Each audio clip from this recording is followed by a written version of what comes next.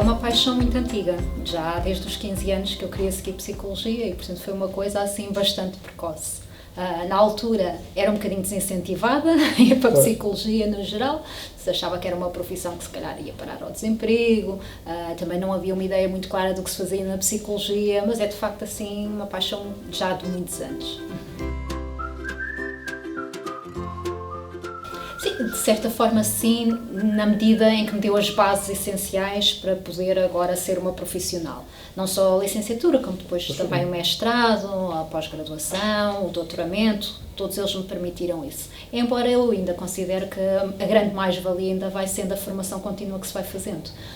Porque o conhecimento que adquirimos na licenciatura há não sei quantos anos atrás não é suficiente, obviamente, para conseguirmos agora sermos profissionais e intervirmos com qualidade no nosso dia-a-dia. Por isso considero que esta formação contínua é bastante importante. Se não seremos, em vez de ser uma profissional com 20 anos de experiência profissional, era 20 vezes 1, não é? Não tinha saído do primeiro ano de experiência profissional, por isso considero que é importante.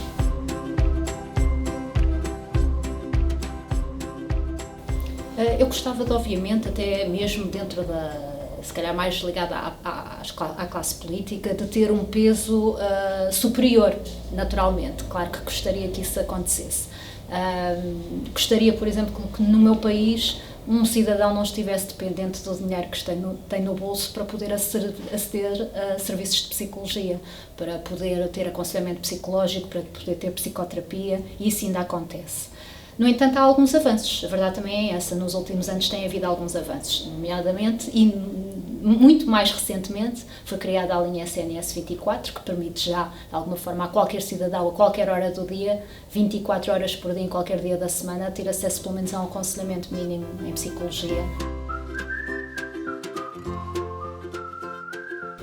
É uma história engraçada porque às vezes há pequenas faíscas despoletam depois outras coisas maiores. Claro que para conseguir fazer, houve uma necessidade da minha parte grande de aprender e, portanto, daí ter-me envolvido no doutoramento. Houve uma necessidade também grande da minha parte em que fosse algo que fosse prático, não fosse uma coisa teórica e, portanto, parte do meu doutoramento foi mesmo implementar o programa e depois avaliá-lo. Portanto, era algo mesmo que estava a fazer de forma prática e isso foi bastante importante para mim também. E depois também eu poder trocar experiência com alguns colegas que me alertaram mais para esta área das competências socioemocionais e de ser uma coisa positiva. Portanto, tudo isso ajudou. Há uma coisa muito importante que, obviamente, é a resiliência, não é? A nossa capacidade de resistir ao longo do tempo para conseguirmos dar depois força aos nossos projetos e às nossas paixões, às nossas motivações. Mas houve duas coisas que me levaram naquela altura e que às vezes conto, justamente a querer fazer e trabalhar nesta área e criar este programa. Uma delas é que eu trabalhava com uma miúda de 10, 11, 12 anos na altura, com uma competência extraordinária de leitura emocional do outro, mas mesmo assim uma coisa que nós pensávamos, tomara todos os adultos, na generalidade conseguirem ter metade desta capacidade de empatia que esta miúda tem. E depois não só fazia isso, como a ensinava aos outros. Eu dava por mim em contexto informal e ela ia ensinando outros miúdos também. Eu achei extremamente interessante poder fazer isto de uma forma que fosse explícita. E foi assim uma coisa pequenina como esta, associada a uma outra naquela altura. Tenho assim uma paixão muito grande pelos países Balcãs. E naquela altura fiz uma viagem a Montenegro, num sítio deslumbrante, absolutamente, porque o país é deslumbrante também, num sítio deslumbrante, e estava alguém a beber uma Coca-Cola ao meu lado e atirou Coca-Cola assim, e a pessoa até fica um bocadinho arrepiada num sítio maravilhoso como este. Quem é que se atreve a tirar com uma Coca-Cola? Quando eu olho, para baixo estava uma pilha de lixo assim enorme, a própria cidade de Belgrado naquela altura, o Danúbio, toda a margem do Danúbio era com coisas a boiar, e isso levou-me a pensar, se calhar Portugal nos anos 80 não estava assim tão diferente. Eu é que já não tenho essa percepção, que houve uma mudança ao longo do tempo. E do ponto de vista da ecologia, não é? Da parte da educação ambiental, se calhar não estava assim tão diferente. E houve alguns progressos que nós se calhar não notamos, só notamos quando depois vamos a outros países que nesse ponto de vista estão mais atrás. E achei que se podia fazer algo também interessante a esse nível nas competências socioemocionais. Portanto, às vezes eu gosto de contar esta história, porque às vezes são coisas tão pequeninas, que são ao faísca, que nos levam depois, obviamente associada a outras coisas, e a resiliência também é importante, mas que nos levam, que nos fazem mover, não é? Andar para a frente. E foi um bocadinho por aí.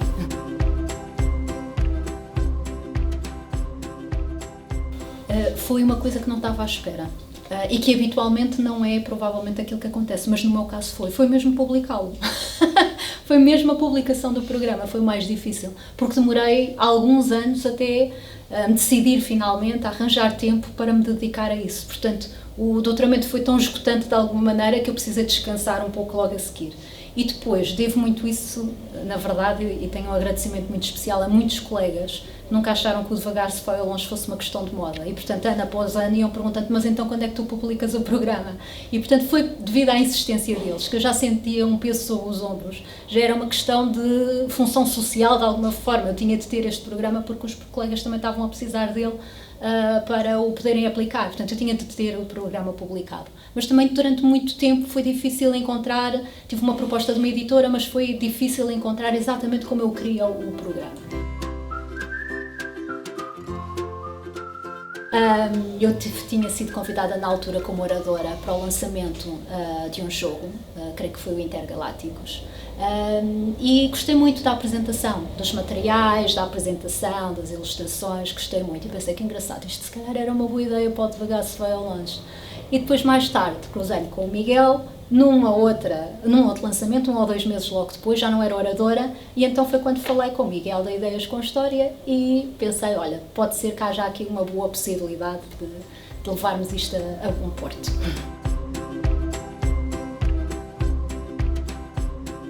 Eu fiquei logo muito satisfeita, logo inicialmente, com a capa, que foi feita pela Joana, e estava uma capa muito bonita, fartei-me depois de divulgar. Ainda de início tínhamos só a capa e demorou algum tempo a termos o resto.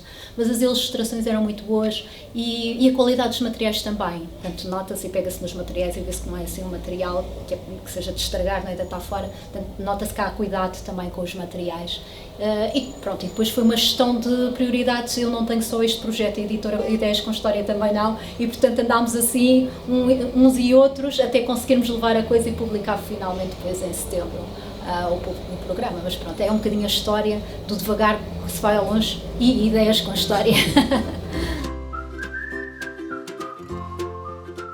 Ligados ao Devagar se vai ao longe vai sendo também manter este apoio que tenho estado a dar aos colegas, quer em termos da formação, com o Devagar se vai ao longe, quer em termos da supervisão técnica também, e ajudá-los um bocadinho nessa implementação. Têm sido os pedidos que também têm sido feitos, assim, já anteriores, na verdade, à própria publicação, mas depois da publicação ainda mais, e que eu gostaria de dar vazão também. Um livro é difícil. Eu tenho vários livros que gosto muito. A Insustentável Leveza do Ser, do Milan Kundera, O Triunfo dos Porcos, do George Orwell, Pela Estrada Fora, do Jack Kerouac, O Príncipezinho, do Exupéry, sei lá, portanto, a maior parte li, mais de metade, acho que escreveu 80 dos livros da Agatha Christie, portanto sou uma consumidora dos livros da Agatha Christie, gosto da maioria dos livros da Isabel Allende, O Amor nos Tempos de Cólera, do Gabriel Garcia Marques, portanto tenho assim uma série de livros que é difícil escolher, que me marcaram por diferentes motivos e em diferentes fases da minha vida também, mas que eu aprecio.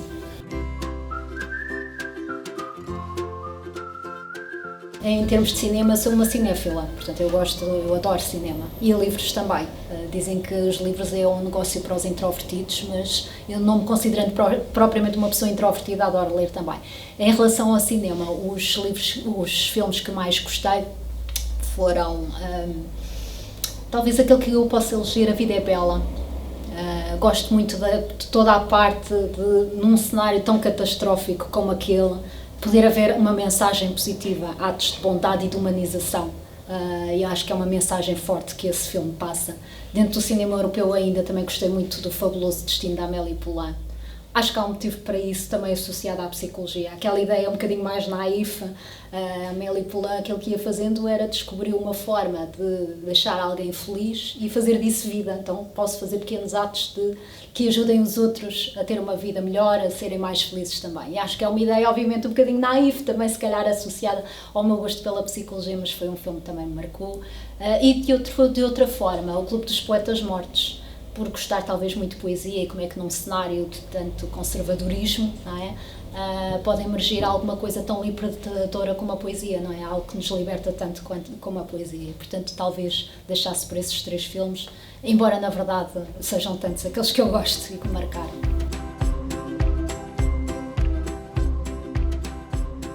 O desrespeito, a falta de consideração pelo outro enquanto ser humano. a desumanização. Acho que são as coisas que, na verdade, mais me tiram do sério.